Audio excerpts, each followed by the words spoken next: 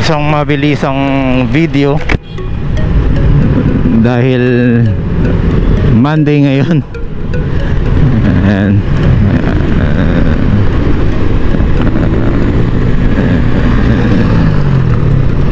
So yun, konti na lang, magdadalawang taon na po itong ano natin, Raider. Magdadalawang taon na po itong ano natin, e-bike, no? Ayun, yung Vespa na original, no? Na legit.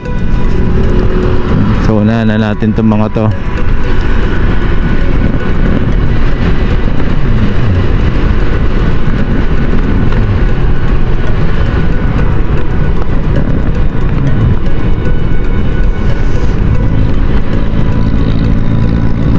So yan, nakikita po natin na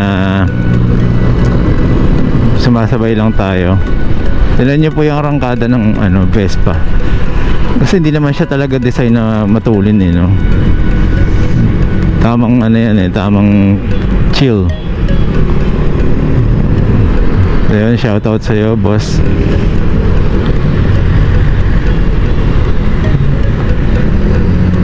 Ayan, hindi ko sure kung ang takbo natin ay accurate, kaya wag na po kayong bumase dyan.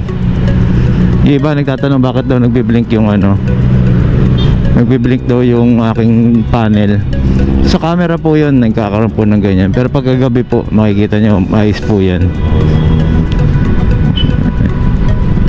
So yan, ano yun, ginawang tapalodo yung ba't naman kulay dilaw, diba?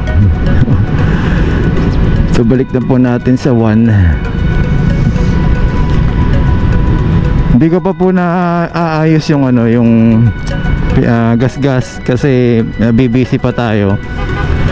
Makikita niyo po dito sa board may mga itim-itim kasi pag sinasabitan ayaw siya matanggal ng ordinary ano na punas. So idadamay ko po yan sa paglinis ng gas.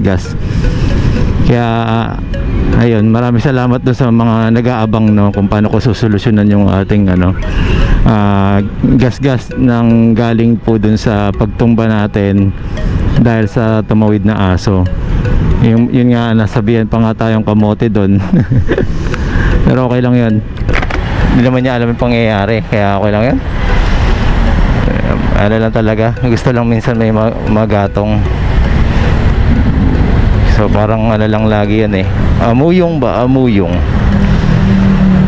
Uso po kasi yun sa ano, eh, sa gilid-gilid. Ayun, tapos ano, nasasabihan pa tayo na e-bike ka lang, gilid ka lang. Oo naman, lalo na kung e-bike mo katulad nung ano, di pedal, no, yung may pedal. Panggilid lang po talaga yun, hindi ka pwede gigitna doon. Kahit sabi mo kargahan mo pa yun, ayun, so yun lang po muna siguro. Ang ating next ano ay congrats nga pala sa The Wasp Club, no, yung TWC. Successful yung kanilang ano, event na nagkita-kita, nag-overnight. Galing. Nabuo yan dahil sa WSP, di ba? So next, pasensya na di tayo nakapunta, pero pagka may pagkakataon naman, alam niya yan, no? So ayun, next siguro natin, kung kayo po ay WSP users at malapit lang po kayo or kaya nyo pong bumiyahe sa Marilao, Bulacan, magkita-kita po tayo doon, magsiset po tayo doon. O kung hindi pa po kayo kasama sa GC, pwede nyo pong i-message ako sa ating ano, page. Ayun, so kahit po doon sa GC po mismo ng ano, yung mga WSPG ano, NWOW2 or WSP2, ayun, pwede rin po doon. Kaya magkita-kita po tayo doon, mag-set po tayo. Sa kabila po ng lahat na nagbubusina po dito, tayo po ay naririnig ng maayos dahil po sa mic. Maraming salamat sa mic adapter na ano, na binigyan tayo ng magandang terms ni Anselmo Lontok. Ayun, so ano pa ba? So ito nga po pala yung MRT. Ito yung MRT Quezon Avenue. So yun, sa mga pwede rin pong pumunta ng ng Wednesday, i-invite ko po kayo dito sa EDSA.